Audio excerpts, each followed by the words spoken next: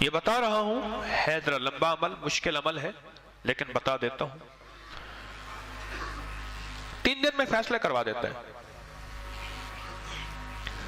ہے مشکل تھوڑا سا، اگر کوئی کرنا چاہے تو کر لے، ورنہ ہر بندہ نہ بھی چاہے کوئی حرج نہیں، لیکن عمل بتا دیتا ہوں۔ بعض کتابوں میں اس کی 10 دگانے آئے ہیں، بعض میں 12 آئے ہیں، لیکن میرا تجربہ 12 کا ہے۔ 2 رکعت نماز نفل پڑھے حاجت کے، غور سے سن رہے میری بات کو، سو تو نہیں رہے۔ 2 رکعت نماز نفل حاجت کے پڑھیں، حاجت کے نفل پڑھ کے 1000 بار پڑھے بسم اللہ الرحمن الرحیم۔ کتنی بار؟ 1000 بار، اور توجہ سے، اور اپنے مقصد، اپنی مشکل، اپنی پریشانی، اس کا 100% دھیان کرتے ہوئے، اس طرف دھیان جما کے۔ وہ مسئلہ اولاد کا ہے، وہ رزق کا ہے، وہ صحت کا ہے، وہ عزت کا ہے، وہ قید سے خلاصی کا ہے، وہ مشکلات کی حل کا ہے، وہ اللہ کی ذات عالی کے قرب کا ہے، وہ مدینے والے کے عشق اور محبت کا ہے، وہ زندگی کی کسی مشکل روحانی، جسمانی یا زمینی اور آسمانی کوئی مشکل، کوئی منزل ہے، اس کے لیے یہ بہت ہی زیادہ آزمودہ اور باکمال ہے۔ پھر 1000 دفعہ اول آخر 3 بار درود پاک، 1000 دفعہ بسم اللہ الرحمن الرحیم پڑھے، پھر 2 رکعت نماز نفل پڑھے، پھر 1000 دفعہ بسم اللہ الرحمن الرحیم پڑھے، پھر 2 رکعت نماز نفل پڑھے، پھر 1000 دفعہ بسم اللہ الرحمن الرحیم پڑھے۔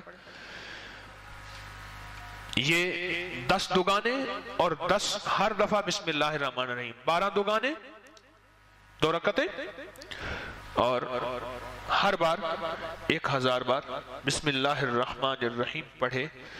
یہ 3 دن عمل کرنا ہے صرف۔ اس کو تو میں نے، اللہ کی تقدیر غالب نہ ہو، میں نے تو اس کو 3 دن میں فیصلے ہوتے دیکھے، عجب تاثیر اس کے اندر دیکھی، اور عجب کمال اس کے اندر دیکھا۔ اگر کوئی ہمت، محنت، توجہ کر لے، وضو ٹوٹ جائے، نیا وضو کر سکتا ہے، باوضو توجہ سے، دھیان سے، اور دھیان جما کے، جس کو میں اکثر ایک اللہ والے کی بات عرض کیا کرتا ہوں، اللہ کا ذکر اللہ کے دھیان سے، اللہ کا ذکر اللہ کے دھیان سے۔ میں اکثر عرض کیا کرتا ہوں آپ کی خدمت میں، اس کو دھیان جما کے کرنا ہے، ختم کرنے کا فکر نہیں کرنا، فیصلہ کروانے کا فکر کرنا ہے۔ بڑا فرق ہے،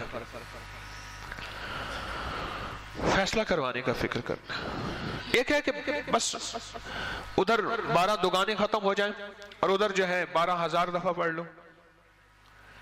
ایک یہ ہے نہیں، مولا تو 3 دن کا محتاج ہے، مولا تو 12000 کا محتاج ہے، مولا تو میری 1 دفعہ بسم اللہ کا کوئی محتاج نہیں، تیرا نام ہے تو میرے بغیر پڑھے فیصلہ کرتے ہیں، اور مولا تو میرے 12000 بسم اللہ پڑھنے کا محتاج ہے کیا؟ مولا تو 1 دفعہ بسم اللہ کیا، میں عرض کروں تو کر دے، تیری مہربانی۔ تو عمل تعداد پوری کرنے کا فکر نہ ہو، میری بات پہ ذرا غور کیجئے گا، بلکہ قبول ہونے کا فکر ہو، محبوب ہونے کا فکر ہو، مقبول ہونے کا فکر ہو، اس کا فکر زیادہ ہو، اور بہت زیادہ اس کا فکر ہو۔ 3 دن میں تو فیصلے ہوتے دیکھیں۔ اس پہ ایک چھوٹا سا واقعہ اچانک یاد آیا۔ ایک صاحب گئے بیرون ملک، وہاں کئی سال رہے، 2-2.5 سال کے بعد آتے تھے، گھر میں لڑائیاں ہوتی تھیں، ہنگامے ہوتے تھے، چلے جاتے تھے۔ ایک دفعہ اچانک آ گئے بغیر اطلاع کے، اور کسی نے ان کو بدگمانی میں مبتلا کر دیا کہ تیری بیوی کا چال چلن، اس کا انداز ٹھیک نہیں ہے، مشکوک ہے۔